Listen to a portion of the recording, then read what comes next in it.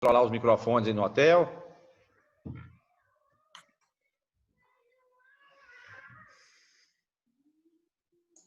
Presidente, então a partir de agora eu vou deixar todos mudos, né? E aí quem for falar já abre o seu microfone antes de começar a reunião e a gente já pode começar então. Vou deixar todos mudos a partir de agora.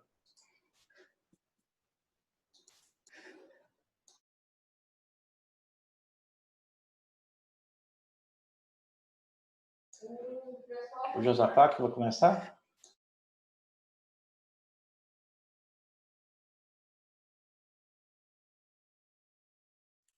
Quem começa é o presidente.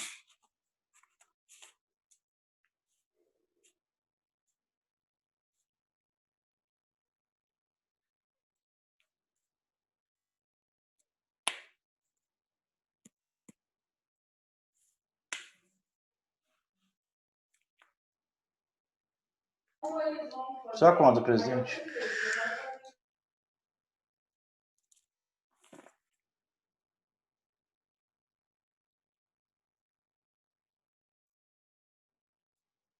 Wender, a imagem do pavilhão nacional você tem aí, né? Tem. Tá Tem certo. sim. Tudo certo aqui. Tá ok. Boa noite, companheiros. Vamos dar início à nossa 17ª reunião ordinária na modalidade virtual. Temos a oração do clube com o companheiro Adriano Machado. Adriano, por favor. Boa noite. Do clube. Senhor, edificados pelo vosso amor, agradecemos vossa bondade e imploramos vossa presença constante para que, através do Rotary, possamos testemunhar vossas misericórdias. Ajuda-nos a contribuir para o bem-estar de uma sociedade mais justa e mais humana. No vosso nome, amém. Amém. Amém. Saudação ao pavilhão nacional.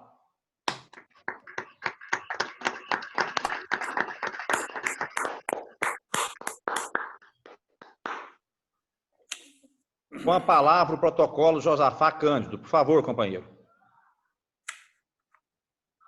Boa noite, companheiros.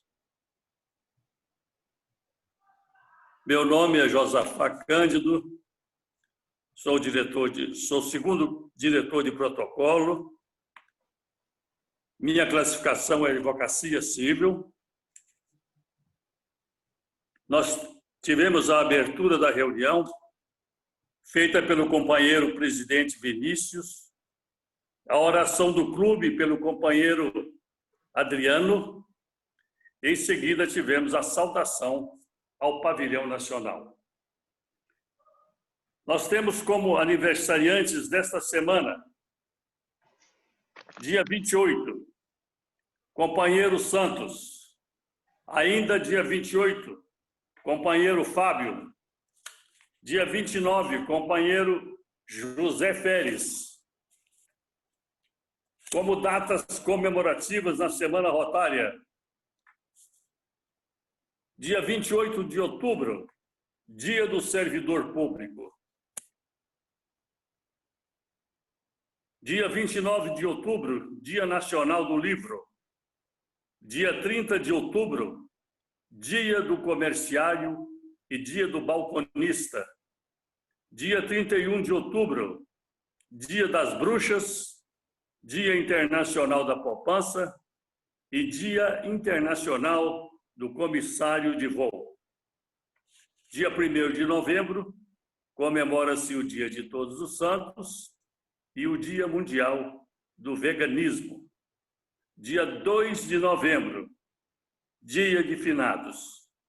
Dia 3 de novembro, Dia do Cabeleireiro.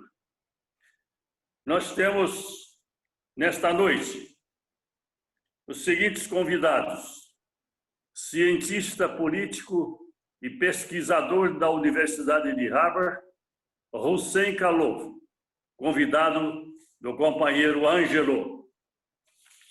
Temos ainda como convidados o senhor Alex Wallace da Silva Costa, que é diretor da Ecoserviços na área de segurança. Também o senhor Ronaldo Luiz de Miranda, que é também diretor da Líder Corretora de Seguros e primeiro vice-presidente da nossa ACIA. Temos ainda como convidada a prezada Lúcia Vânia de Miranda Borges, esposa do nosso presidente e presidente da Casa da Amizade do Rotary Club de Anápolis. Temos também como convidados o Major Gustavo, piloto do Gripen, que fará uma atualização do projeto ao final da fala do nosso convidado. E também ainda Marcelo, nosso companheiro do Rotarac. Sejam todos muito bem-vindos na nossa reunião, uma reunião muito especial na noite de hoje. Eu retorno a palavra ao presidente. Companheiro protocolo Josafá, obrigado pelos préstimos. E eu peço, na sequência, companheiro, que você leia para o conhecimento de todos os presentes na reunião, em breve síntese, o currículo do senhor Hussein Khaluf. Por favor, Josafá. Ok, presidente. Nós conseguimos pensar algumas informações do nosso conferencista nessa noite. Hussein Khaluf é cientista político e pesquisador na Universidade de Harvard. É formado pela Universidade de Brasília, UNB, especialista em política internacional e Oriente Médio, mestre em Relações Internacionais e pós-graduado em Economia Política pela Universidade Árabe de Beirute. Khaluf é ainda pesquisador da Universidade de Harvard. Foi consultor da Organização das Nações Unidas, ONU, e é o primeiro latino-americano a integrar o Advisory Board da Harvard International Review para o exercício de mandato vitalício. Khaluf também foi secretário especial da Secretaria de Assuntos Estratégicos, SAE, da Presidência da República no governo Temer. Essas foram as informações que nós conseguimos pensar para todos os companheiros. Com a palavra, o presidente. Senhores, mais uma vez, boa noite. Sejam muito bem-vindos os convidados. Em especial ao nosso palestrante, Hussein Khaluf. Hussein, como disse anteriormente, esse empenho do companheiro Ângelo em convidá-lo, e você, assim, de uma forma tão generosa de aceitar, irá engrandecer a história do nosso Rotary Club Anápolis. É um prazer muito grande recebê-lo nessa reunião e, com certeza, nós teremos informações relevantes acerca do assunto tratado, que é o porquê que o governo brasileiro decidiu pela compra dos caças Gripen, né? E, em decorrência do assunto, nós contamos com a participação do comandante da base aérea de Anápolis, o companheiro Pestana, que ele é nosso companheiro de Rotary, e o Major Gustavo, que também é piloto do caça Gripen. Então, Hussein, sinta-se à vontade para palestrar, e quanto ao seu currículo, como disse o companheiro protocolo, nós fizemos uma breve síntese. Eu sei que o seu currículo é muito mais extenso. Com a palavra, Hussein, muito obrigado pela presença. Bom, queria iniciar minha fala dando uma boa noite a todos os senhores, senhoras. Muito obrigado, presidente do Rotary Club de Anápolis, Vinícius Borges Vilarinho. Em seu nome, saúdo todos os companheiros aqui presentes. Também aproveito o ensejo para estender as minhas saudações ao comandante da ala 2 da da FAB em Anápolis, Coronel Gustavo Pestana. Em nome dele, saúdo os integrantes das Forças Armadas e Militares presentes na sessão de hoje. E, por fim, agradecer ao Dr. Ângelo Barbosa Lopes, meu amigo de longa data, a quem aceitei o convite de pronto para transmitir um pouco de conhecimento que eu tenho a respeito do assunto em tela. Quer dizer, eu gostaria, após essas palavras iniciais, de explorar a decisão do Estado brasileiro que levou à escolha do GRIP a partir de uma perspectiva estratégica. Não tenho a ambição de falar dos aspectos técnicos da aeronave em si, do próprio caça, senão falar, na verdade, o que modulou o processo decisório do Estado brasileiro a optar pelo GRIP e não por outra aeronave de caça. Primeiro e mais importante, para se tomar uma decisão complexa e de elevado grau estratégico, é preciso pensar de forma transversal, em vários aspectos, né? Primeiro, que inserção estratégica o Brasil quer no mundo? Segunda pergunta, como o Estado brasileiro quer qualificar o seu desenvolvimento? E terceira pergunta, que salto tecnológico o Brasil quer dar? Essas são as três perguntas vitais que ornamentam, digamos, o processo decisório pela escolha do GRIP.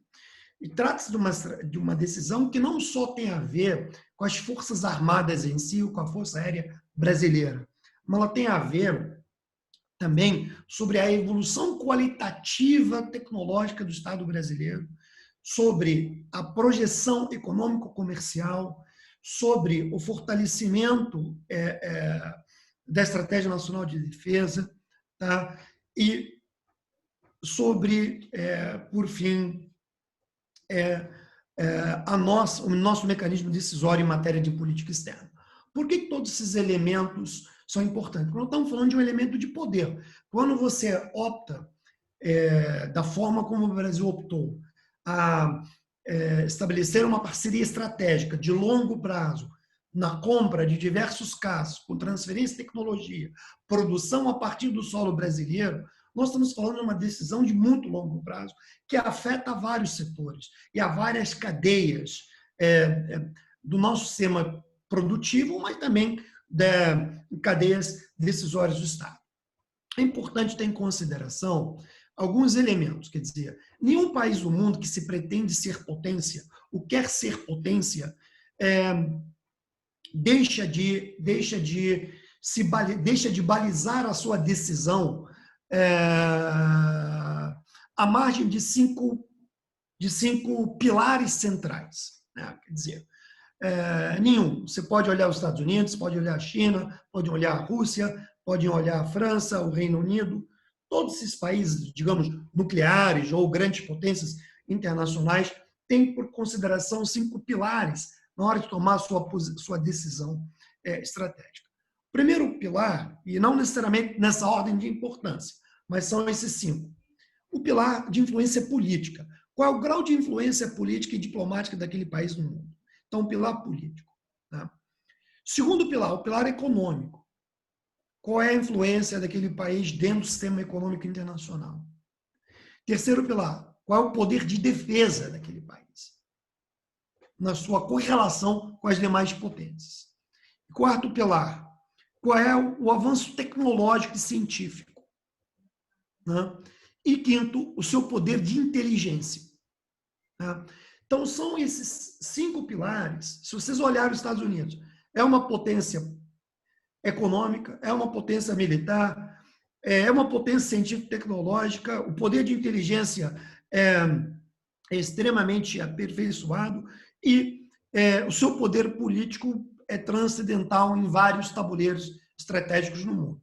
E isso também vale para a China, isso vale para a Rússia, isso vale para a França, para o Reino Unido e para outros países.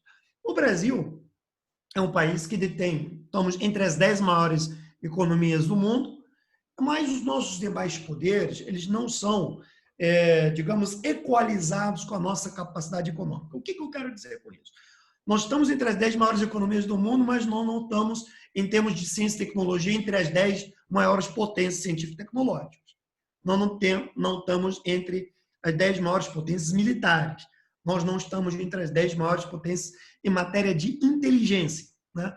Então, são vários elementos em que nós carecemos. E quando você vai tomar uma decisão complexa do nível da decisão que se tomou em torno do GRIP, você precisa avaliar todas essas variáveis. Tá? Então, não é simplesmente uma compra de um caça, não é simplesmente os militares sabem muito bem a compra de um avião de guerra. Nós estamos tratando de um projeto de longo prazo que tem a ver muito com a segurança nacional do Estado brasileiro e também sobre a sua soberania. Isso é muito importante ter em consideração. Tá? Então, é uma decisão que envolvia vários atores. Né? E essa decisão, ela, digamos, ela faz parte dentro do que a gente chama, e quando eu estive à frente da Secretaria de Assuntos Estratégicos da Presidência, a gente procurou fortalecer e trabalhar esse vetor, que é a base industrial de defesa, a base industrial científica e tecnológica de defesa. Né? Porque a base industrial de defesa ela tem um alcance transversal, ela tem a capacidade da formação de inteligência, ela tem a capacidade de ampliar a nossa dinâmica comercial, ela tem a ver com o nosso setor de defesa e tem a ver com o desenvolvimento da ciência e da tecnologia. Tá? Então, tem a ver com todo esse arcabouço de fundamentos. Né? Bom, obviamente, eu queria enfatizar um aspecto importante. Tá? Historicamente, o Brasil não pensou dessa forma. Nós tivemos um hiato em que o Brasil se desprendeu de um pensamento estratégico, sistêmico, focado no longo prazo. A nossa moldura, digamos, mental, a nossa moldura decisória é de tomar decisões estratégicas, quer dizer, decisões de curto prazo, muito imediatos, sem olhar para frente. E são decisões, muitas vezes, calibradas de acordo com o interesse político do momento. Quando o mecanismo decisório obedece a esse regramento, o mais prejudicado, quer dizer, são os setores estratégicos do Estado. E quando a gente entra nos setores estratégicos do Estado, estamos falando principalmente de defesa, de inteligência e de política externa. E nisso entra o composto, obviamente, de ciência e tecnologia. Então, o Estado brasileiro como um todo, seja o poder executivo ou o legislativo, ficou preso a paradigmas obsoletos e a falsas premissas de que era necessário enfraquecer o tripé defesa, segurança e inteligência para se ter mais democracia. Tá? Então, essa percepção que acabou comandando boa parte do nosso processo decisório político nos anos 80. Né? E é um erro muito grave, porque nós fomos desmantelando a nossa base industrial em vários setores. Poucos, talvez, aqui os senhores saibam que nosso parque naval, entre os anos 50 até 70, era um dos mais competitivos do mundo. O Brasil era uma das 3 maiores engenharias navais, quer dizer, entre as top 5, digamos assim. E depois fomos abrindo mão desse conhecimento, desse poder adquirido em nossa infraestrutura de defesa. E isso, obviamente, vai alcançando os demais setores. Portanto, a opção pelo GRIP, quer dizer, pela SAB, pela parceria entre a SAB e a Embraer, é uma parceria de longo prazo. Qual é o nosso pensamento na época?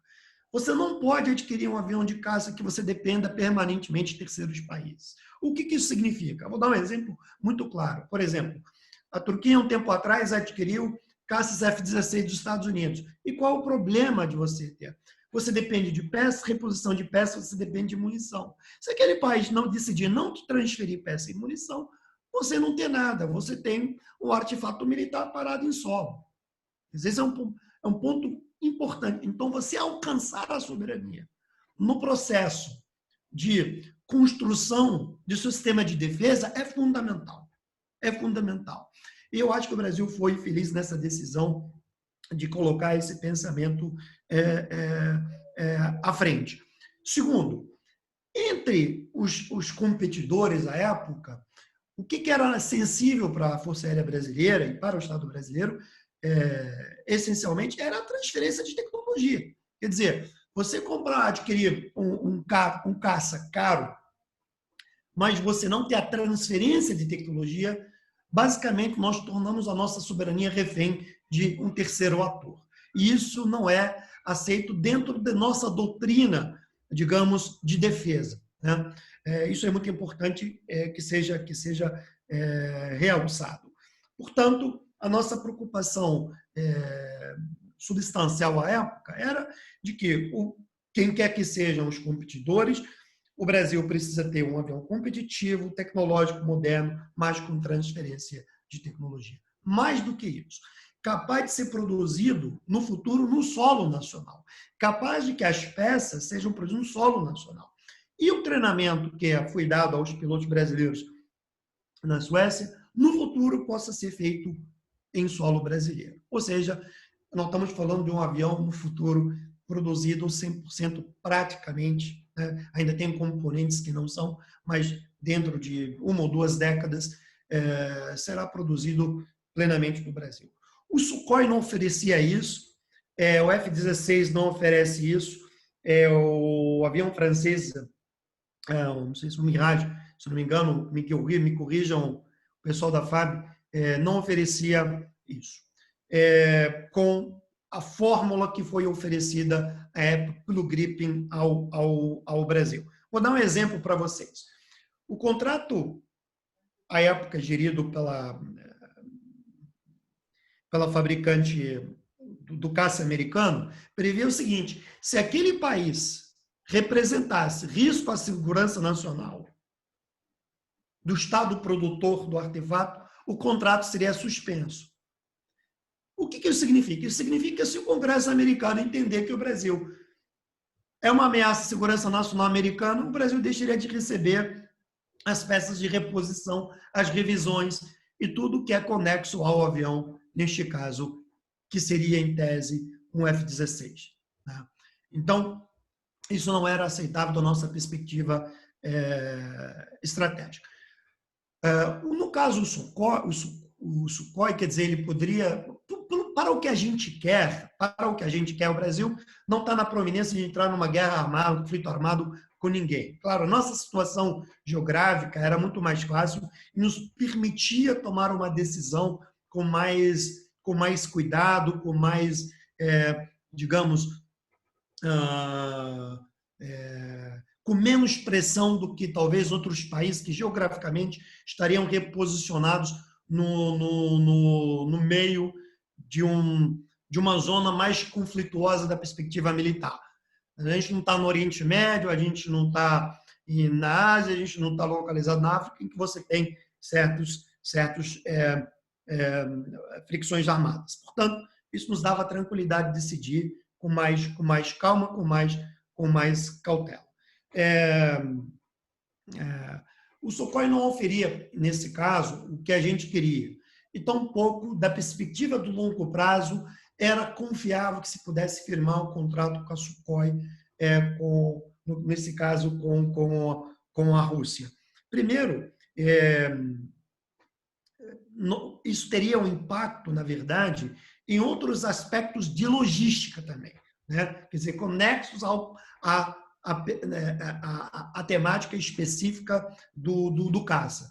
Primeiro, que a dimensão do Sukhoi é maior, então, em tese, naquela época, a FAB argumentava que você tinha que mudar o tamanho dos hangares. Segundo, algumas pistas, o avião é mais pesado, isso também levaria a ter que alterar-se também as pistas de pouso e decolagem. Terceiro, os russos não estariam dispostos a adaptar um avião especificamente às características que nós queríamos naquela época. Então, não era um avião competitivo e, estrategicamente, não era o mais interessante. Então, a decisão, na verdade, no final, e aí a gente olha em matéria de política externa, a constância das relações entre os países e como os países olham para você à medida em que você pode emergir como uma potência regional e como um ator influente no sistema internacional. É importante entender esse compasso. Então, a nossa preocupação é a evolução do Estado brasileiro e a diversificação de sua capacidade de defesa. Como é que ela seria lida por outros países? Tem países que entendem que o Brasil tem ou deveria ocupar, pela sua história, pela sua importância, pela sua dimensão, um papel maior no sistema internacional. Outros países poderiam ver o Brasil como um ator competitivo, que compete com aqueles terceiros países dentro do sistema internacional. Então, essa decisão, ela não é feita também de forma separada da política externa. O que eu quero dizer com isso? É olhar como os países que querem nos vender e transferir tecnologia olham para nós no longo prazo. Os Estados Unidos e a Rússia olham para a gente como o Brasil é competidor, queira, quer não, é competidor em várias áreas, né? Então, esse era um ponto extremamente sensível para o Estado brasileiro. A França, a nossa relação é muito estável, né? Quer dizer, muito estável ao longo, digamos, pelo menos de um século, um século e meio de história diplomática. Mas, com a Suécia, talvez, dentro do pacote que se adquiriu, em termos de segurança, em termos de não rivalidade, em termos de não competitividade direta, em termos de transferência de tecnologia, em termos de capacitação, em termos de produção no Brasil, para nós era mais seguro. E aí tem um outro aspecto, quer dizer, o que o Brasil vier a produzir no futuro, com a transferência de tecnologia no Brasil, o Brasil poderá vender aviões de caça. Então, a nossa decisão não era essencialmente ter um avião de combate para monitorar o espaço aéreo brasileiro no curto prazo. É que nos tornemos, no longo prazo, detentores da tecnologia e também aí entra a faceta comercial. A produção que se fará aqui, o Brasil estará recuperando o investimento que fez para ter o Gripen. Isso é muito importante ter em consideração quando você vai tomar uma decisão dessa envergadura. Além de que tudo que entrar de tecnologia, isso ampliará o nosso desenvolvimento tecnológico e também de engenharia no que diz respeito ao nosso parque aeronáutico, né? Então, isso era outro componente muito importante. O Gripen, enfim, possui um sistema de guerra eletrônico extraordinário. Quem já pilotou sabe muito bem. E nós, quer dizer, temos uma tradição. Quer dizer, nós já produzimos tucanos, super tucanos, que nós exportamos para os Estados Unidos o super tucano, tá? E para outros países da nossa região. E temos o KC-390, quer dizer, avião cargueiros mais modernos do mundo, que nos coloca na ponta da competitividade internacional. Então, a decisão que a gente fosse fazer, ela precisava estar ancorada em, digamos, tríplice hélice, como o pessoal das Forças Armadas chama, né? Quer dizer, ela precisa levar a nossa capacidade científica e tecnológica, ela precisa nos dar competitividade econômica, ela precisa garantir a nossa segurança nacional. Essas são as três chaves vitais desse processo decisório. E o que essa associação com o Gripen acabou, digamos, confluindo? Confluiu para que governo, por um lado, o setor empresarial, por outro, e a academia, por terceiro, se juntasse nessa frente. O governo como ator indutor, a empresa como produtora e a academia como uma plataforma de conhecimento, se integrando, de fato, dentro do desenvolvimento de um projeto estratégico, que envolve a sua faceta pública e privada, civil e também militar. Bom, o que isso muda para nós no futuro, né? O Brasil é um dos países que, na minha opinião, olhando que nós estamos entre os 10 maiores economias do mundo, o Brasil investe muito pouco em defesa. Essa é a minha opinião. E quando estive na SAI, eu trabalhei muito para que os projetos das Forças Armadas fossem todos contemplados. Daí eu conto para vocês daqui a pouco quais eram os projetos que a gente fez. O Brasil investe mais ou menos 1,5% do seu PIB em defesa, tá? Mais ou menos. Pode variar um pouco para cima, um pouco para baixo, mas é isso. É muito pouco, 1,5% do PIB para um país que está entre as 10 maiores economias do mundo, para um país das dimensões territoriais do Brasil e da importância política regional. Entre 2000 e 2020, o mercado de produtos de defesa global cresceu 60%. E o Brasil participa com apenas 0,15% do mercado mundial de produtos de defesa. Nós estamos lá em 27º lugar, 30º lugar, vamos oscilando. Então, isso é muito pouco a tecnologia e conhecimento que nós detivemos. Então, nós precisamos de investimento nos setores de defesa, nas 3 forças, e, consequentemente, precisamos ampliar a nossa parcela dentro do comércio mundial de produtos de defesa, sair da cifra de 0,15% e chegar numa cifra mais razoável, mais condizente com a nossa envergadura internacional.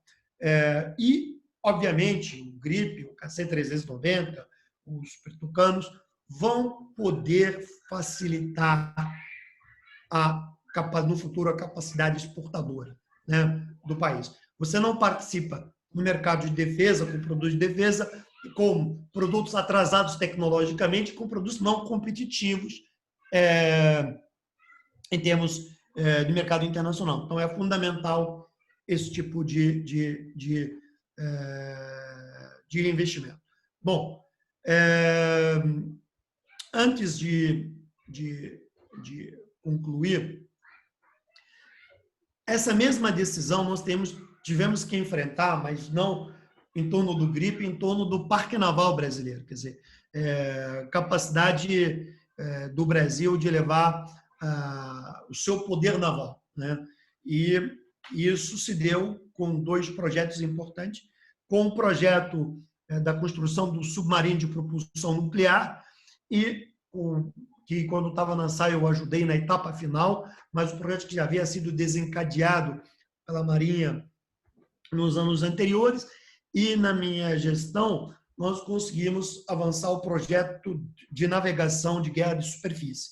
Navegação são um projeto das corvetas. Quer dizer, o Brasil basicamente não tinha navio de guerra moderno para defender o espaço marítimo. Isto é, não tem como defender o pré-sal, tá? Então, entre outros aspectos, Amazônia Azul e por aí vai.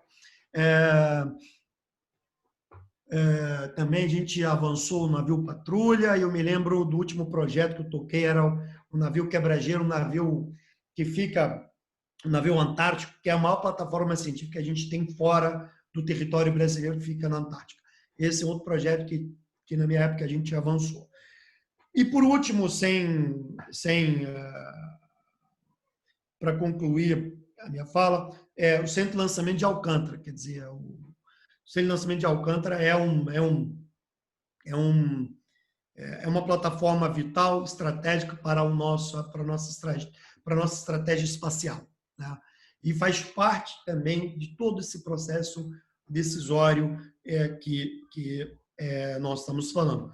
Durante o governo Temer, me recordo que nós avançamos muito nas negociações com os americanos em torno, não só com ele, mas com outros, e eles estavam os mais interessados em investir no Centro de Lançamento de Alcântara, e, no final, o acordo acabou se fechando logo no primeiro ano do atual governo. Bom, tudo isso que nós estamos falando, por fim, e aí eu abro para as perguntas dos senhores, teria o maior prazer de responder da forma mais transparente e objetiva possível, dentro das minhas limitações intelectuais, óbvio. Tudo isso que nós estamos falando tem a ver com a nossa latitude geopolítica global, né? Então, se a gente não conseguir elevar a nossa capacidade tecnológica, o nosso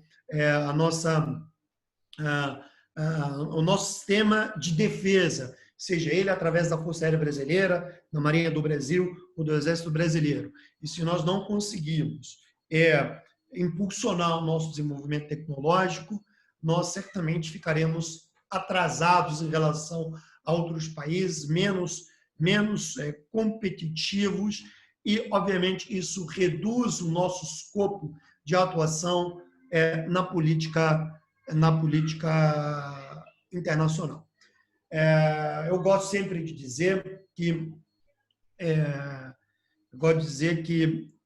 eu, pessoalmente, que tenho uma proximidade com as Forças Armadas, conheço os projetos, me envolvi de longa data nos projetos. Obviamente, tenho os meus elogios, mas também tenho o meu olhar crítico, aquilo que precisa sempre ser melhorado. Eu acho que nós temos, no âmbito das Forças Armadas, nós temos uma coisa importantíssima que eu chamo, que é um pensamento estratégico sistêmico, né? E esse pensamento estratégico sistêmico, ele compõe o arcabouço de nossa segurança nacional, e através, digamos, do investimento e do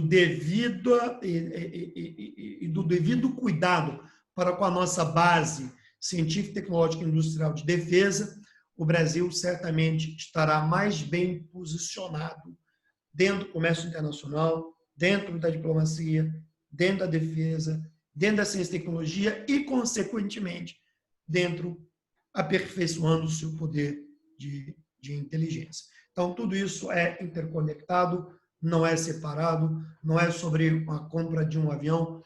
Na verdade, tem outras variáveis muito importantes que tocam a nossa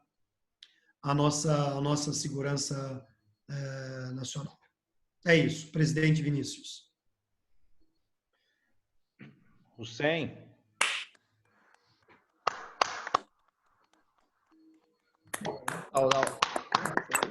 Obrigado, não é necessário. Deixa eu te falar um negócio.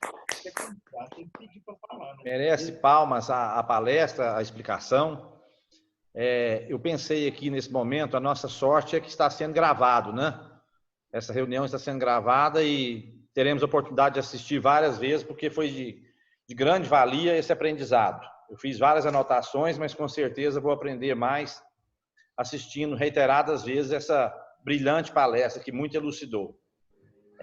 Na sequência, o palestrante Hussein, o comandante, o companheiro Pestana, está presente na reunião e ele é detentor de amplo conhecimento no assunto.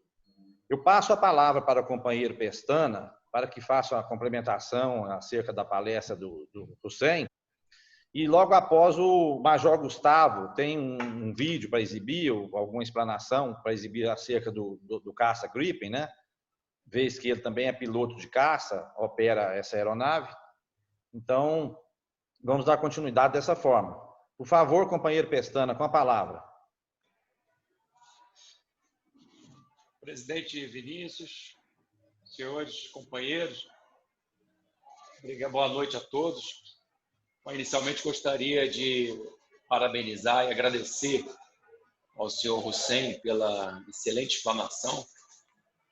Nós, da Força Aérea, estamos envolvidos nesse projeto, né? Especialmente nós de Anápolis, da base aérea de Anápolis, ala 2, porque nós temos não somente o Gripen, né, que hoje foi o motivo da sua explanação, mas também o KC-390, né, que o senhor também mencionou na palestra.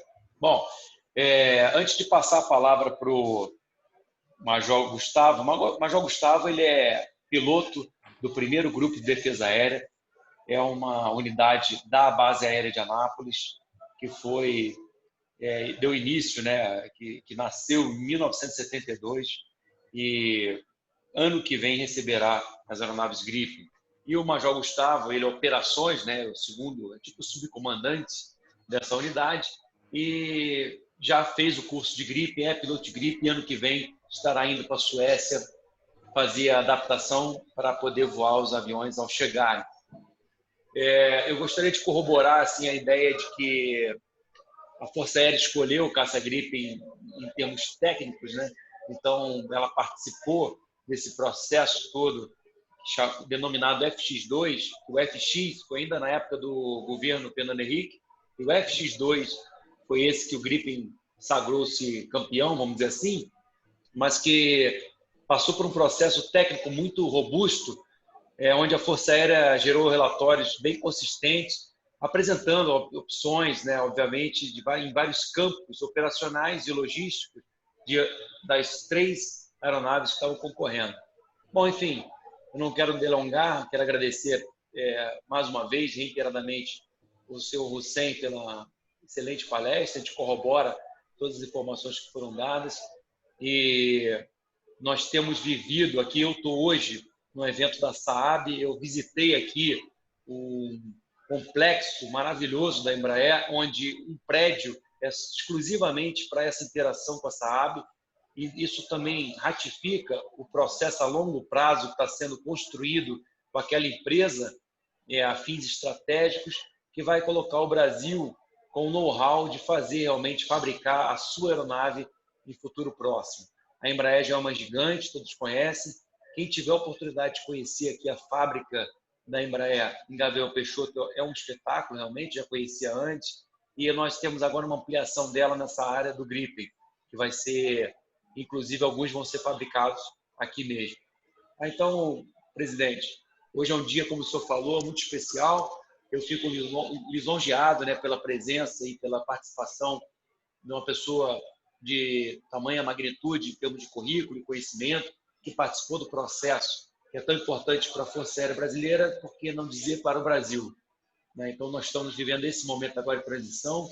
A Ala 2, Base Aérea de Anápolis, está se preparando para isso, e todas as suas vertentes, né, infraestrutura totalmente modificada, são milhões em investimento, mas também a capacitação de pessoal e muitas outras coisas estão sendo feitas para que a gente tenha condições de receber uma aeronave que realmente ela se destaca e ela tem uma capacidade diferenciada.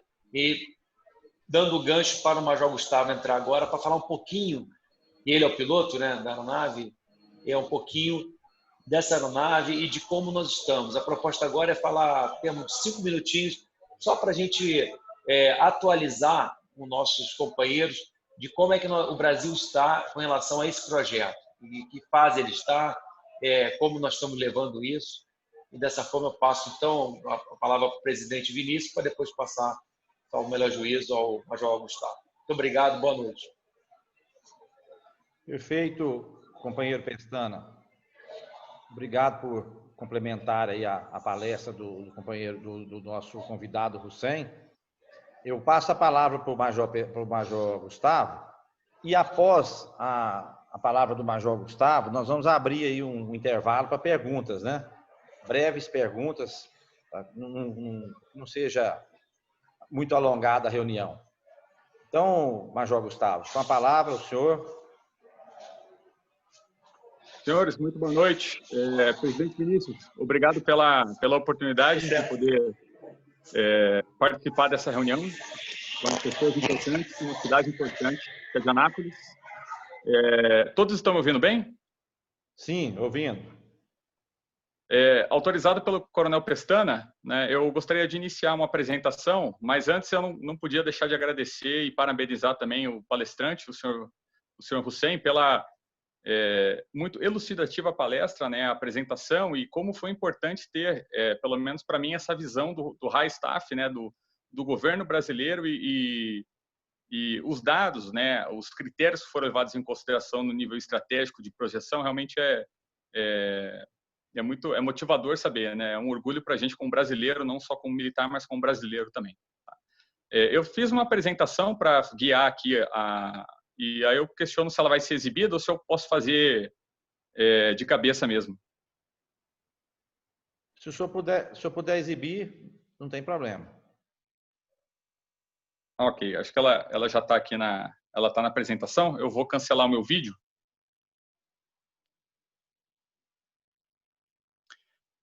E a pedido do Coronel Pestana, eu fiz uma rápida apresentação com alguns tópicos apenas para discussão e complemento de informações.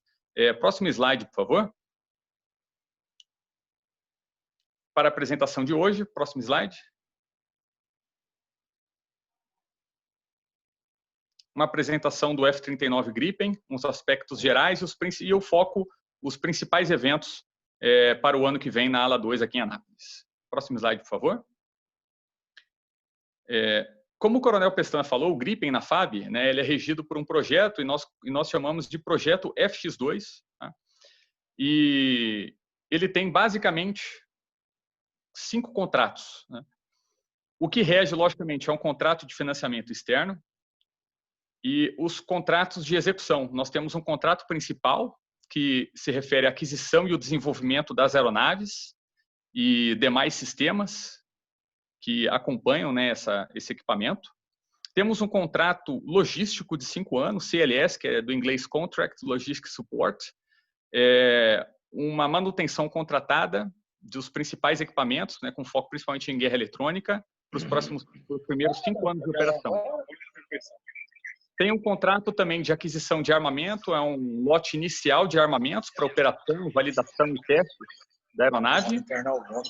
E no link direto, né, com eu não entendo isso muito. O tempo já foi, você sabe. Do senhor Hussein. Eu sei, foi esquenta. Não deve reverter tudo aí. De tecnologia, o ânimo envolvimento vai ter hemodinâmica, cateteria cerebral, trombolite do cérebro. E demais conhecimentos, né, que serão passados para o Brasil. Não, já passou. A janela dele. Presidente. 3 horas a janela. Pessoal, só um momentinho, por favor, feche os microfones, o Wender, está atrapalhando aí um pouco. Só retomando a parte do offset. Major. Obrigado, presidente. Só retomando a parte do offset, tem um link direto, né, com a apresentação do senhor Hussein, que é esse contrato, né, que está destacado em laranja, que abarca toda a parte de transferência de tecnologia, instalação de indústrias, de instalação de produção e desenvolvimento aqui no Brasil. Né? Envolve várias indústrias nacionais e tem um componente muito pesado de transferência, né? E é um contrato altamente valorizado em termos de transferência de tecnologia. Próximo slide, por favor. Apenas algumas descrições e especificações, né? Mas focando um pouco mais agora no cumprimento da missão, né? Na garantia da segurança nacional. É uma aeronave que tem todos os requisitos operacionais em termos de performance, de armamento, de sistemas, realmente, para dar a garantia à segurança que o Brasil precisa, né? Não só hoje, como principalmente no futuro, em termos de defesa, projeção de poder, e demais aspectos ali, não que extrapola, às vezes, até um pouco, né, como o senhor Hussein bem disse, o âmbito militar, né, mas projeta sobre várias matizes aí o poder do país. Tá?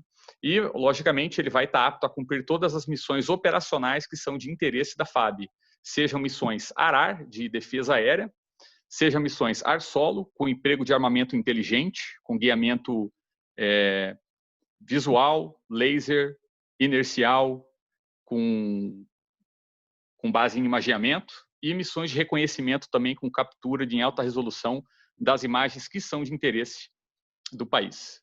Próximo slide, por favor.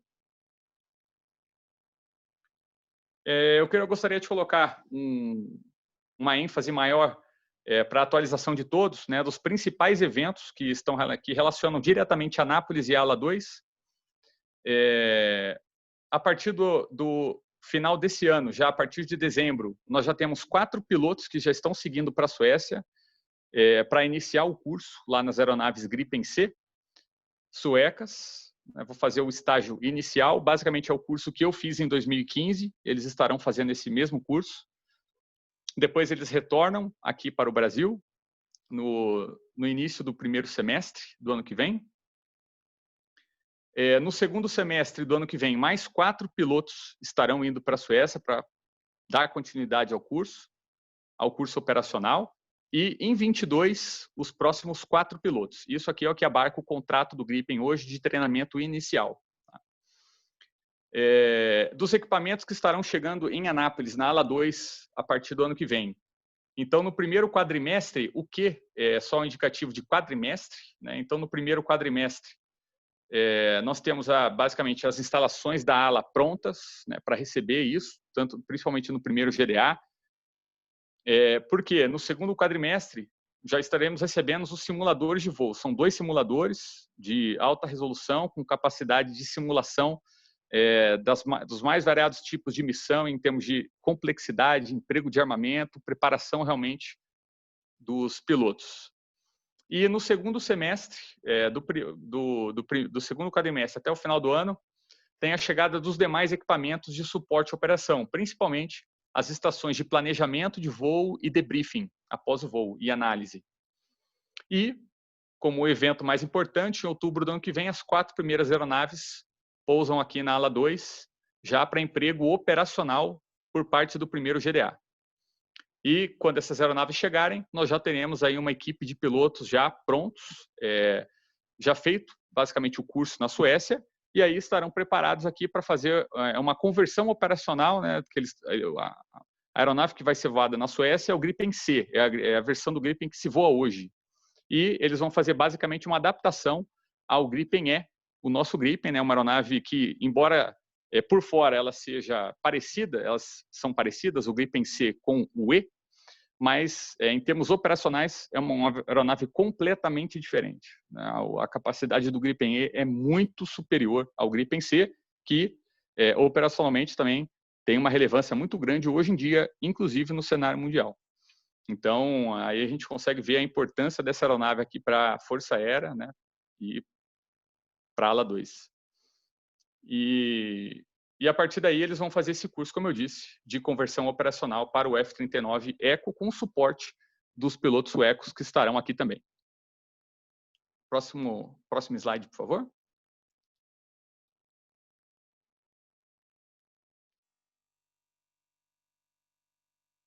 Eu acho que saiu o slide aqui para mim, aí eu questiono se o slide ainda está sendo exibido. Não. Bom, de uma maneira geral, era só uma imagem do Gripen Eco. Isso. Inclusive, hoje eu tive a oportunidade de liderar essa aeronave aí indo para Gavião Peixoto, né, para o retorno dela, as atividades técnicas de ensaio em voo e preparação. E, de uma maneira geral, essas são rápidas palavras aí. O intuito, basicamente, é só atualizar os principais eventos, né, os nossos membros aí do Rotary Club, das principais atividades aí para final do ano e início do ano que vem relativas ao F-39 Gripen. E me ponho à disposição, desde já, mais uma vez, eu agradeço a participação e me ponho à disposição para eventuais dúvidas que venham a surgir. Mais uma vez, presidente, muito obrigado, muito honrado por participar dessa reunião. E, Coronel Pestana, permissão para encerrar.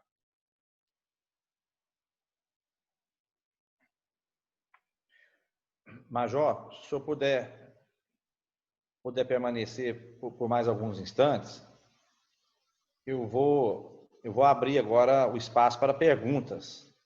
Diante dessa palestra tão brilhante, a explicação do Major Gustavo também tão elucidativa e a presença do Coronel Pestana, eu deixo a palavra aberta se algum companheiro queira fazer pergunta para o palestrante, o Major Gustavo, e também para o companheiro Pestana.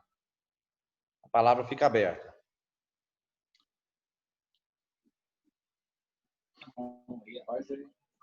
Pergunta se acelera mesmo. Não, eu quero perguntar coisa de... 0 a 100 em quantos segundos? Tô ok para falar. Vamos ver se eles falam, né? Vocês deixam... Wilson de Oliveira pediu a palavra. Eu pedi aqui. Não, isso não. Wilson, você quer fazer alguma pergunta?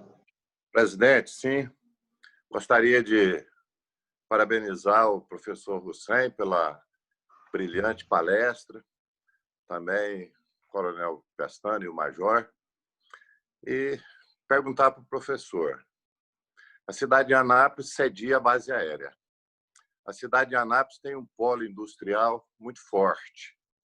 E a cidade de Anápolis tem, através da Federação das Indústrias do Estado de Goiás, um Conselho de Defesa, que, junto com a Associação Comercial e Industrial de Anápolis, tem tentado trazer para cá essa base de defesa que é necessário para a segurança nacional.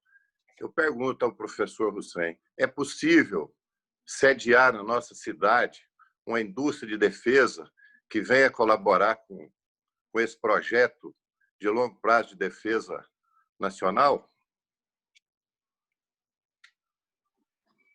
Bom, Wilson, obrigado pela pergunta. Eu acho que é possível, sim. Tudo depende de um arranjo tripartite entre o governo federal, o governo estadual e o governo municipal. Esse arranjo político ele precisa se dar entre as três esferas. Obviamente, o que tem que ser analisado é qual é o componente da base industrial de defesa, qual é o setor que tem que se instalar na cidade de Anápolis. Então, por exemplo, não sei se você for instalar, por exemplo, alguma indústria que produz componente para o blindado Guarani ou para o sistema integrado de fronteira Cifrão, se isso ajudaria. Eu acho que isso precisa estar condizente com o que a cidade também oferece em termos de mão de obra, em termos de acessibilidade, por aí vai. O Condefesa ele tem um papel fundamental, porque o Condefesa é onde você discute basicamente, onde você propõe avanços setoriais no campo especialmente no campo empresarial. Todos os estados têm uma espécie de Condefesa, né? De um conselho de defesa vinculado ao setor industrial. Então, na minha modesta percepção, acho que sim, mas isso depende de um arranjo político, de um diálogo e do interesse, sobretudo, do setor empresarial, querer que a Anápolis seja uma plataforma para isso. Só para seu conhecimento, professor, nós já adequamos a legislação municipal, estadual e federal para que o Estado de Goiás seja competitivo nessa indústria de defesa. E temos trabalhado muito para trazer para cá essa indústria. Temos uma plataforma logística multimodal pronta, inaugurada, e temos também um aeroporto de cargas que foi construído, que pode ser útil também. Então, a ideia é essa. O Estado de Goiás, a cidade de Anápolis, o Condefesa, está trabalhando forte para poder sediar aqui essa indústria de defesa que o senhor citou, que é muito importante para toda essa base de segurança nacional. Então, queria te parabenizar pela sua palestra, contribuiu muito com nossos conhecimentos. Parabéns. Obrigado. Wilson, obrigado pela participação. Mais algum companheiro queira fazer o uso da palavra? Pergunta ao palestrante, ao Major Gustavo ou ao Coronel Pestana? Rodrigo levantou a mão. O Rodrigo pediu a palavra antes. Eu não visualizei aqui não. Então, com a palavra, Rodrigo.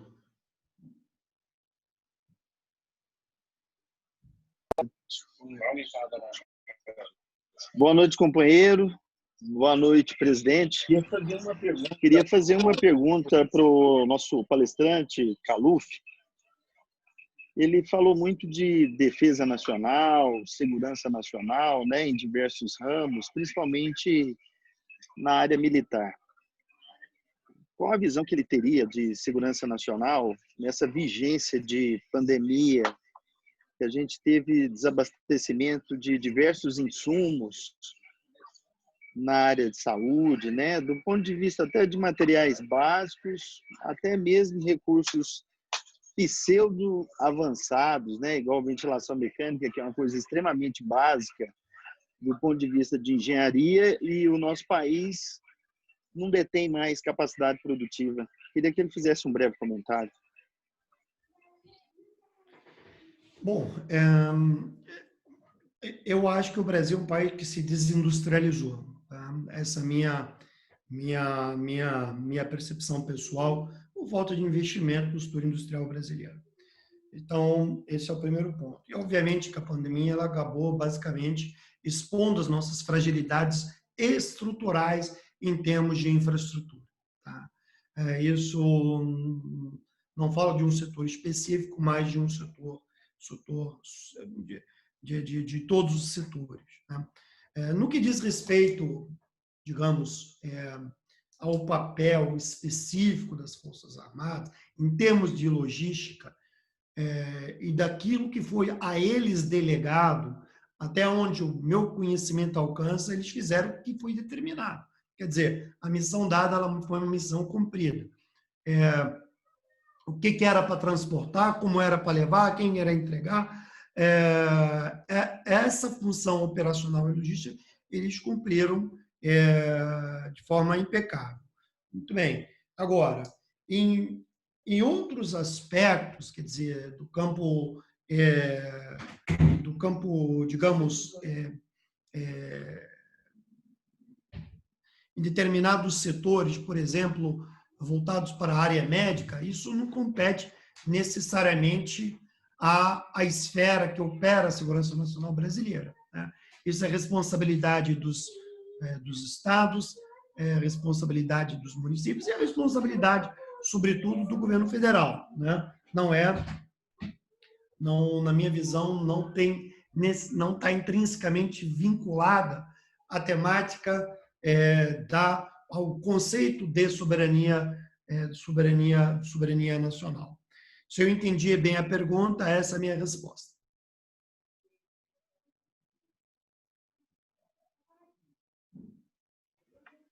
Satisfeito com a resposta? Para mim. O Ângelo pediu a palavra. Ângelo, com a palavra, companheiro. Presidente, eu não quero fazer pergunta, eu só queria, antes de mais nada, reiterar o agradecimento ao Hussein, né, que é um amigo de longa data, pela generosidade em expor seus conhecimentos sobre esse assunto aqui para o nosso clube. E explicar um pouco para os companheiros que não estavam presentes, quando eu tive essa ideia de convidar o Hussein, a razão disso é muito simples. Eu percebi um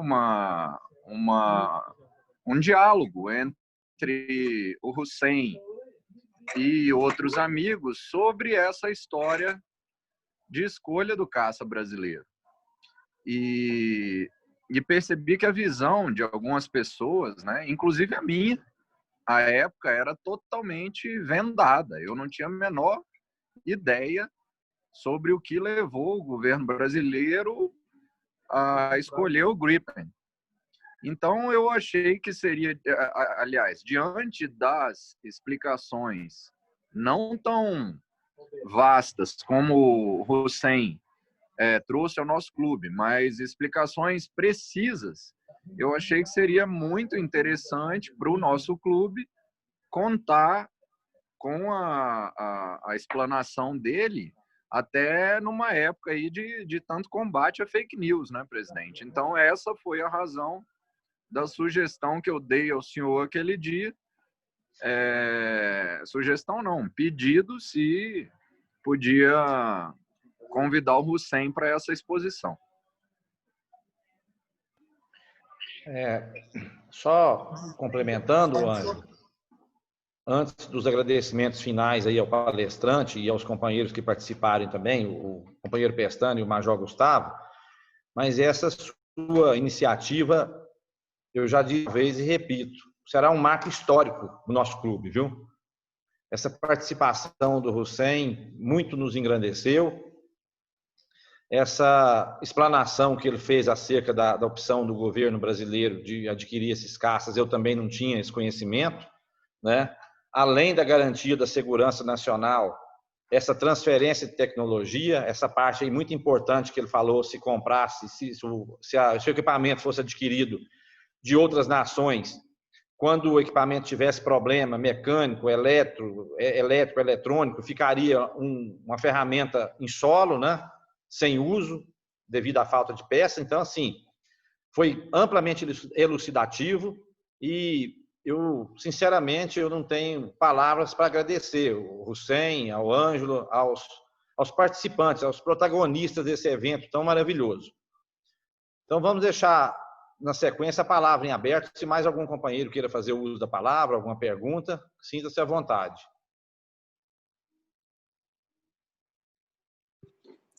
Vinícius.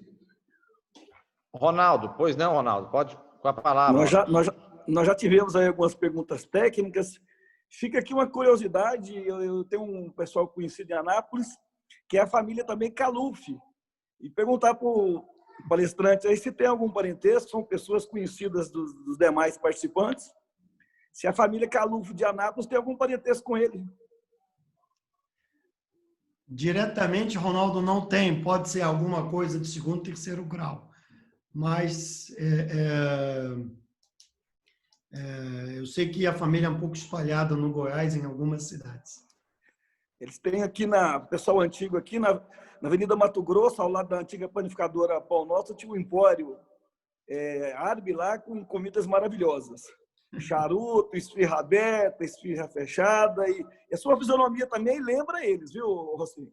Eu achei interessante, resolvi quebrar essa curiosidade. E a escrita também é parecida, é igual. Tá certo. Mais algum companheiro queira fazer o uso da palavra? Marcos Rodovalho, levantou a mão ou não? Presidente, eu não tenho perguntas, para mim foi bastante esclarecedor também. Só palavras de agradecimento também ao Caluf e ao companheiro Pestana e ao Major Gustavo pelas explanações e pelas explicações que foram nos dadas essa noite. Muito obrigado. Tá certo. Mais alguém?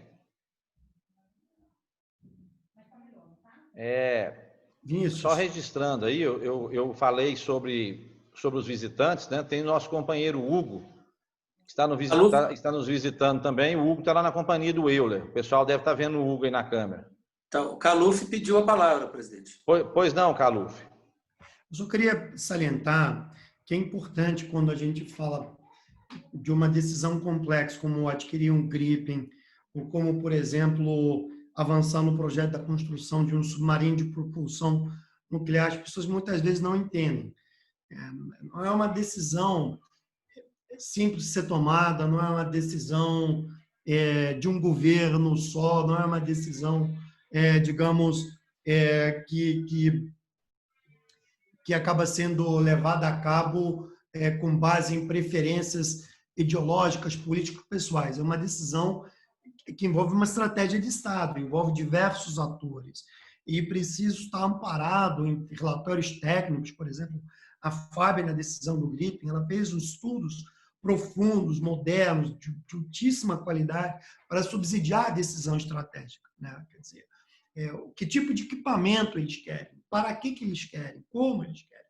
E aí você precisa adaptar toda uma circunstância de uma política de defesa, da diplomacia, da economia, da tecnologia, em torno desse processo. Então, e não é uma decisão, às vezes, de um governo, isso vem passando de um governo para o outro, né? Então, são decisões que iniciam num governo, acabam terminando em 2 ou 3 governos posteriormente, né? Então, é importante que se tenha essa noção. Poucos talvez sabem aqui, o projeto, por exemplo, do Gripen, de renovação da frota de caça, começou no governo Fernando Henrique, passou no governo Lula e a decisão foi tomada pelo governo Dilma, né? Os submarinos de propulsão nuclear, essencialmente eles avançaram durante o governo presidente Lula, e aí depois uma outra etapa no governo Dilma e outra etapa no governo presidente Temer, né? Então, esses projetos de caráter estratégico é muito difícil sejam tomados num único governo só. Normalmente, eles são contínuos, eles são de longo prazo.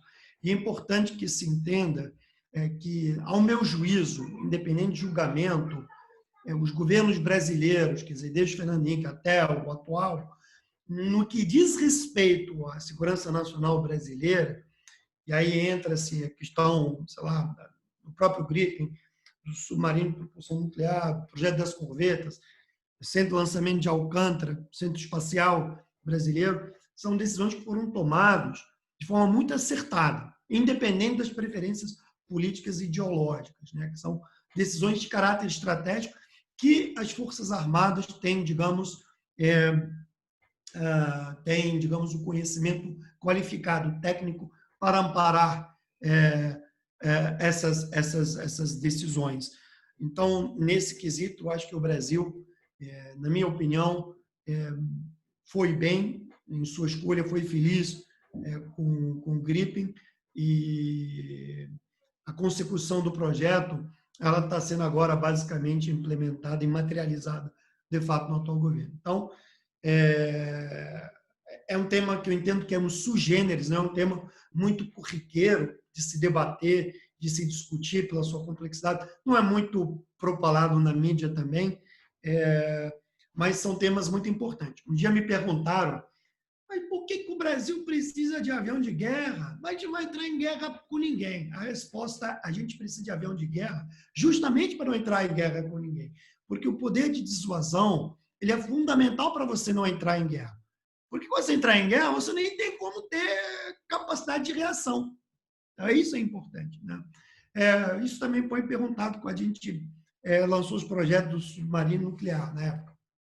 Quer dizer, lançado, e na época que eu estava no governo, a gente avançou as fases finais. E a gente fez a análise estratégica do projeto das corvetas.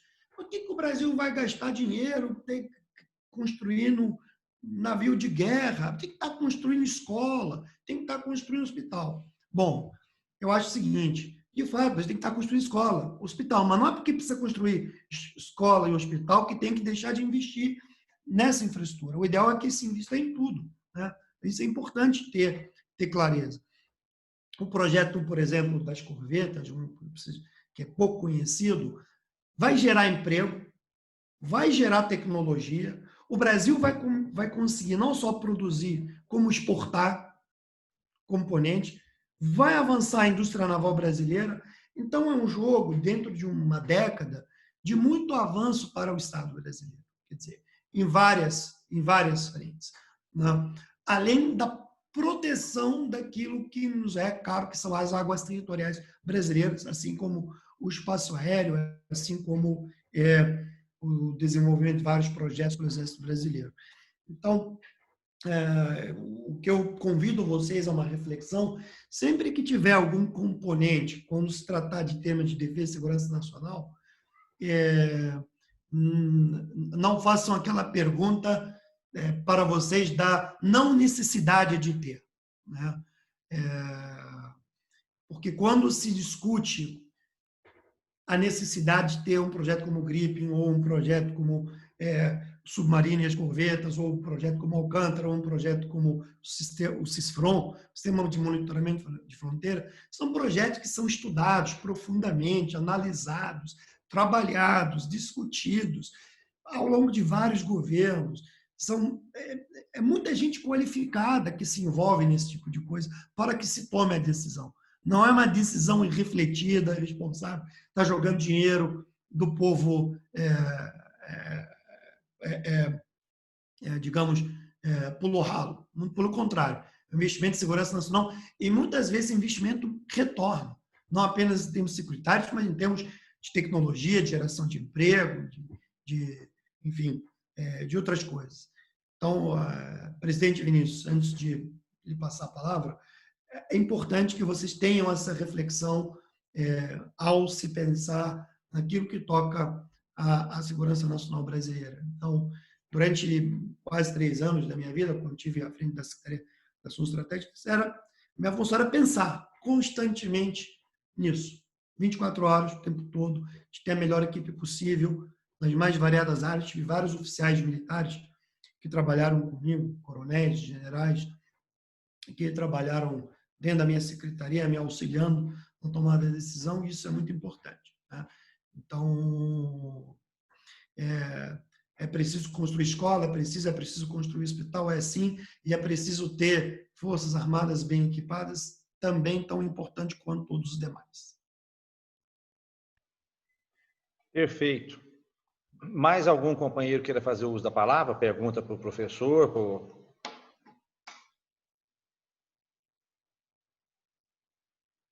Parece que não, né? O André levantou a mão, André Almeida. André Almeida. Pois não, André? Boa noite, presidente. Boa noite a todos os participantes dessa sala. Eu quero, na verdade, agradecer a magnífica palestra feita pelo Dr. Hussein, que nos brinda com essa palestra magnífica vinda lá dos Estados Unidos. Também ao Major, que nos complementou com as informações. Agradecer a presença aí dos irmãos Alex, Ronaldo. E pedir desculpas, presidente, pelo meu atraso na entrada efetiva. Eu entrei na reunião ainda na estrada e de moto, mas sem poder visualizar nada, obviamente, por estar de moto. Mas parabenizar a você por ter acatado a sugestão do Ângelo para essa palestra magnífica, que foi muito esclarecedora. Eu acredito que, para nós, que a maioria de nós somos leigos no assunto, por que se gastar tanto dinheiro com a compra de aeronaves, com a pseudo filosofia de que o Brasil não precisa porque não tem estado de guerra com nenhum país.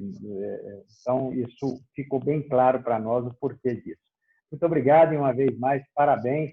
Agradecer de modo especial meu queridíssimo companheiro, amigo, colega, Josafá Cândido, por ter me substituído aí mais uma vez na execução do protocolo dessa noite. Obrigado, presidente. Obrigado a todos os companheiros. Presidente, na ordem, o Marcelo Almeida e depois o Jairo Brito. Pois não, Marcelo, com a palavra, companheiro. Boa noite, presidente. Boa noite aos demais companheiros, aos nossos convidados, Hussein Kalum, ao Major Gustavo e aos demais que estão presentes aí, meu boa noite.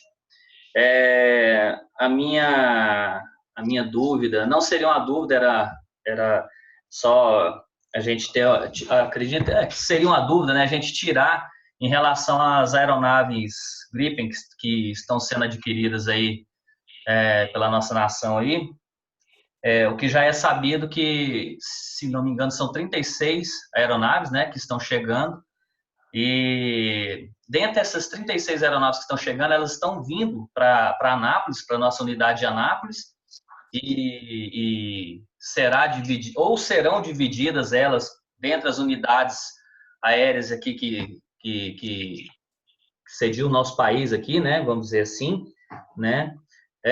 Gostaria também de tirar alguma dúvida em relação à aeronave também, que por se tratar de uma aeronave monomotor, diferente das outras aeronaves que estavam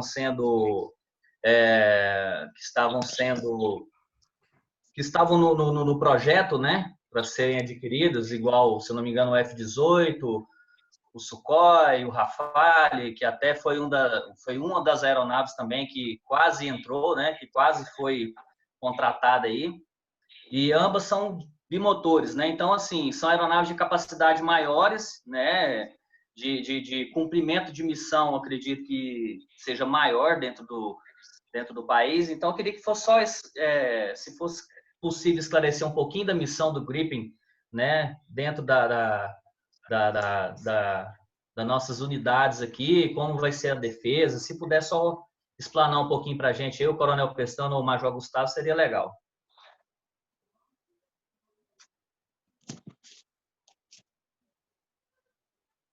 Major Gustavo continua. Sim, ele habilitou o microfone. Boa noite, presidente. Só tirar a dúvida se o Coronel Pestana vai querer responder ou se eu posso responder a pergunta. Pelo visto, o Coronel Pestana não está mais conectado. Tá jóia. Bom, as 36 aeronaves, elas vão vir para Anápolis e a ideia é que seja dividido em 2 esquadrões. Como ela era uma aeronave com muitas capacidades, né, a ideia é que sejam feitas estudos paulatinos das capacitações, né, para que os pilotos, à medida que ela vá sendo implementada na Força Aérea, que os pilotos estejam capazes de cumprir todas as missões, né, que essa aeronave é capaz de cumprir. No âmbito técnico, nós dizemos que ela é uma aeronave multimissão, né, do inglês multi-role. Então, simultaneamente, ele pode fazer, né, um emprego de um armamento inteligente enquanto lança um armamento arar de longo alcance, isso utilizando os diversos sensores que a aeronave vai ter. Então, tecnicamente, é um desafio muito grande para a FAB receber esse vetor e, principalmente, utilizar todas as capacidades dele. Essa, na verdade, é a nossa tarefa, é para isso que nós estamos já nos preparando, né, para fazer esse processo e utilizar ela na máxima capacidade operacional. Com relação à parte do motor, hoje em dia, na verdade, a parte de performance, ela é um misto do peso e da potência. Então, se for uma aeronave extremamente pesada, com um índice de arrasto, né, muito grande, o segundo motor ele tem um papel importante. Quando a aeronave quando a aeronave ela não é tão pesada em termos de estrutura e ela tem uma característica aerodinâmica favorável ou tem uma engenharia aerodinâmica bem desenvolvida, um motor, às vezes, é suficiente para garantir essa relação peso-potência e fazer com que, muitas vezes, ela atinja determinadas altitudes e velocidades da mesma maneira, no mesmo tempo e nos mesmos valores em termos de altitude e velocidade que uma aeronave bimotor. Hoje, com a tecnologia, né, o motor que vai equipar o Gripen, ele é tão confiável que as inspeções elas são tão reduzidas, né, e o índice de falha, ou de probabilidade de falha é tão pequeno que um motor passa a ser uma vantagem logística e de custo operacional também. Isso é um fator bastante importante para a gente. Então, ao mesmo tempo que se tem uma confiabilidade de cumprimento de missão, ao mesmo tempo que se consegue atingir os mesmos níveis de voo e de velocidade que é importante para fazer o emprego do armamento, eu tenho um custo reduzido por ter apenas um motor.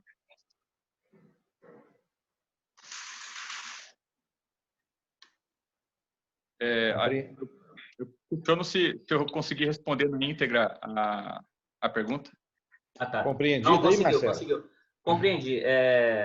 Eu queria até dizer, assim, era em relação à capacidade da missão da aeronave, vamos supor, a gente está em Anápolis e o que eu quis dizer em relação às 36 aeronaves que vão ficar sediadas aqui, vamos supor que fosse capaz de cumprir uma missão saindo de Anápolis, indo a um ponto extremo, numa Porto Velho da vida aí, lá nas divisas.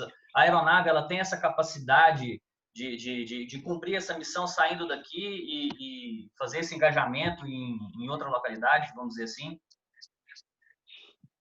Tem. Na verdade, como é um motor, ele tem uma característica, né, dos aviões de caça, que ele tem um consumo bem otimizado de combustível, né? Então, muitas vezes, para se atingir o voo supersônico, eu não preciso utilizar a pós-combustão, que aumenta demais o consumo de combustível, e isso dá muita eficiência.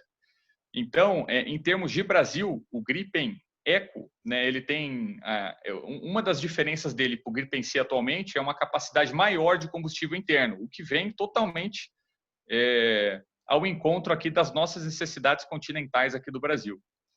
E, além disso, o que praticamente deveria ser seria uma constante em qualquer aeronave que nós viéssemos a operar, não só o Gripen, é a capacidade de reabastecimento em voo. O território do Brasil, realmente, ele é muito grande. O Gripen, nós conseguiremos deslocar rapidamente, né, e em distâncias bem consideráveis, né, em termos táticos. E, além disso, somado à capacidade de reabastecimento em voo.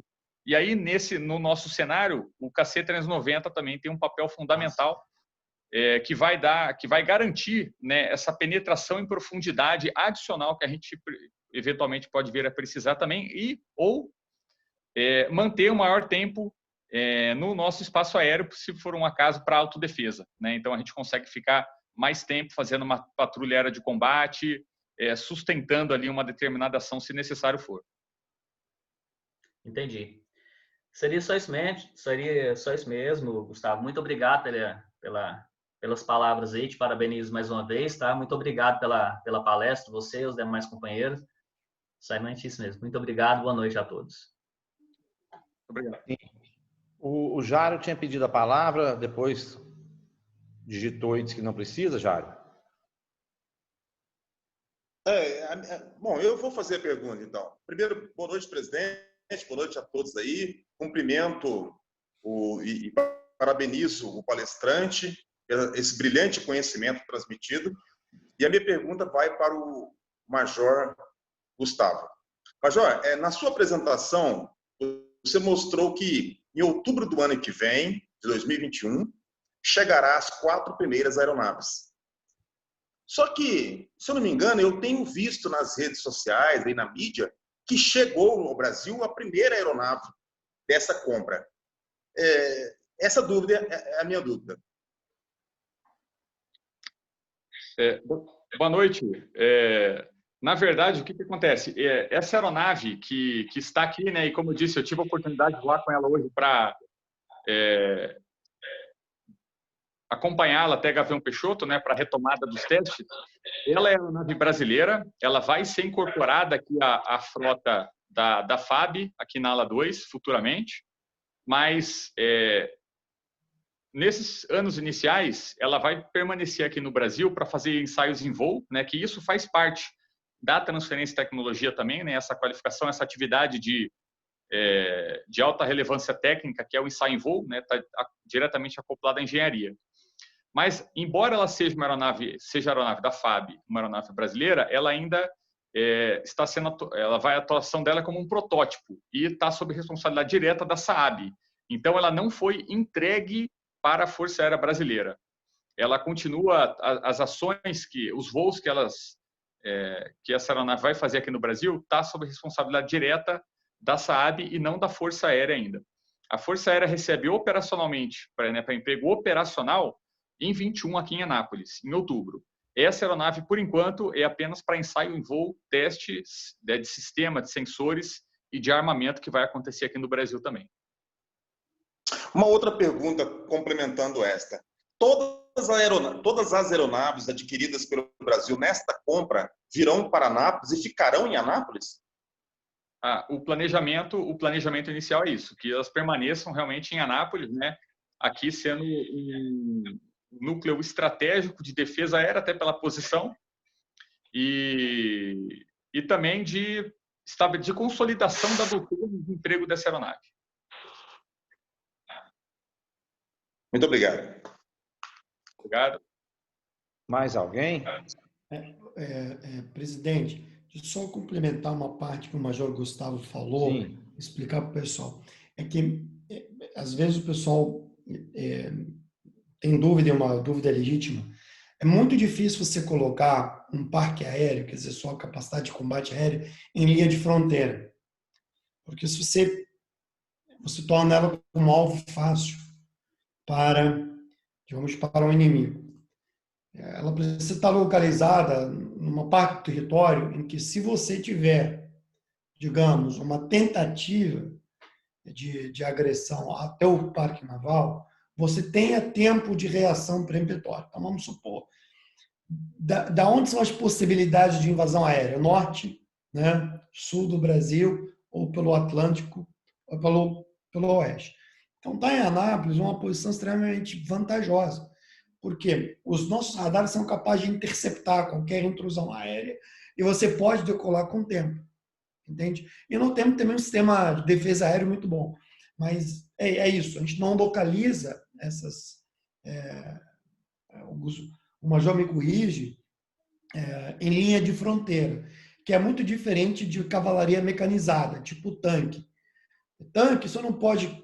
Por exemplo, você não pode colocá-lo na Amazônia se tiver um conflito na Argentina. Ou até você trazer o tanque da Amazônia para lá, a guerra quase acabou, você perdeu vantagem estratégica no campo de combate, entendeu? Então, ele precisa estar em zona de fronteira.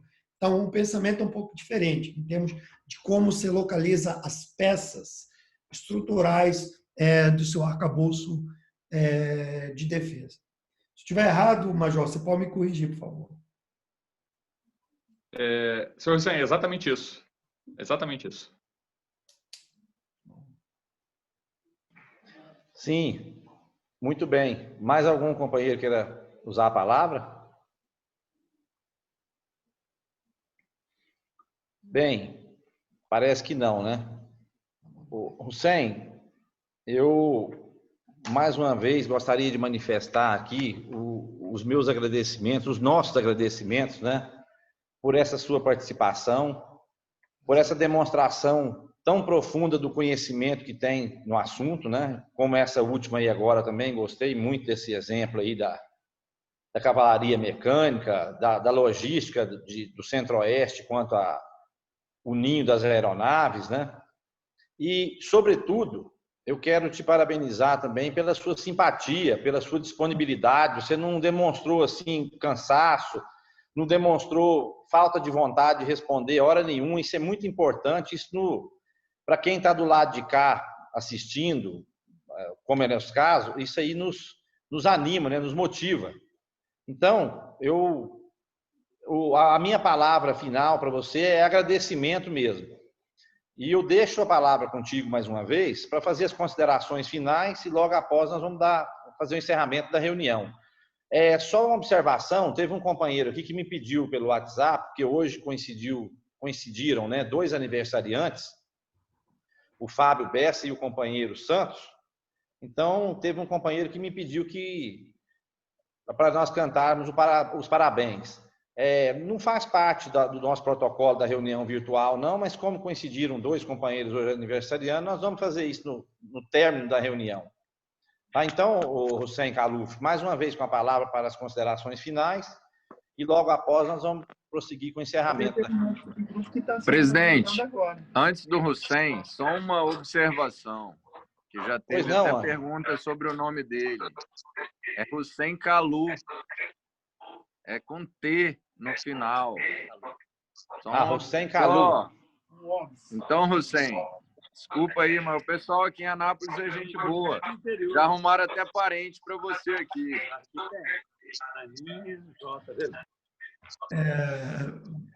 Presidente Vinícius, muito obrigado novamente pelo convite. Fico honrado com as suas palavras. Enfim, é um privilégio falar para você. Agradeço ao Ângelo por ter viabilizado esse convite e parabenizo o Major Gustavo, o Coronel Pestana, pelo trabalho que eles fazem em defesa da Força Aérea Brasileira, em defesa do Estado brasileiro. A simpatia, a gentileza é uma obrigação. Eu acho que o tema é apaixonante. Eu gosto de me debruçar, explicar. Enfim, eu acho que talvez se isso de alguma forma ajudou a elucidar algumas dúvidas, eu vejo que a minha missão está cumprida. E contem sempre comigo em qualquer dia, em qualquer circunstância, que estarei presente novamente. Indo ao Brasil, faço questão de ir para Anápolis. Espero que o Ângelo me ofereça um bom churrasco, convido todos vocês. E aí eu os conhecerei, se Deus quiser, pessoalmente. Muito obrigado novamente pelo convite. É uma honra e sempre contem com a minha disposição sincera. Tá certo, Hussein. Eu espero que, sem pretensão política nenhuma, eu espero que no atual governo tenha alguém com tamanha capacidade quanto você. Tem gente boa. É o meu desejo. Então, companheiros, vamos cantar parabéns, então, para pedir permissão aí para os visitantes, para o palestrante, né? Que houve aqui um pedido de parabéns aos companheiros. Nós vamos cantar os parabéns. Logo após o Pavilhão Nacional e o encerramento da reunião. Então, nós vamos cantar parabéns para os companheiros Fábio Bessa e o companheiro Santos. Aniversário dos dois hoje. Com a permissão aí dos convidados, né, que estão fazendo parte aqui, mas vamos quebrar o protocolo e atender o pedido do companheiro aí. Então, vamos lá. Dá início aí, Marcos Valdovalle, por favor. Parabéns para você. Essa data querida, muitas felicidades, muitos anos de parabéns, parabéns, parabéns. Viva! Viva o Fábio e o Santos. Parabéns aos aniversariantes. Obrigado. Muito obrigado a todos. Por favor, o Wender, o pavilhão nacional.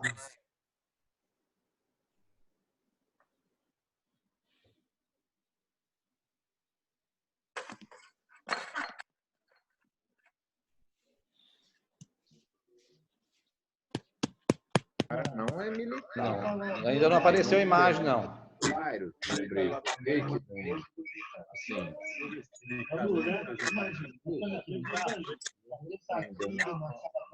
Eu convido a todos a saudarmos o pavilhão nacional e logo após eu declaro encerrada essa histórica reunião do Rotary Clube Anápolis, com a participação do palestrante Hussein Kaluf, o Major Gustavo e a contribuição dos companheiros Ângelo Loves e do companheiro Pestana.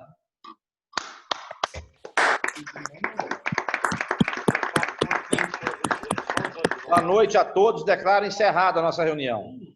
Agradecimento. Boa noite, obrigado. Um abraço. Obrigado. Parabéns, Vilarinho. Um abraço, Hussein. Um abraço, Obrigado. Ângelo. Fica bem aí. Um abraço à sua família. Hussein. Ó. Manda aí.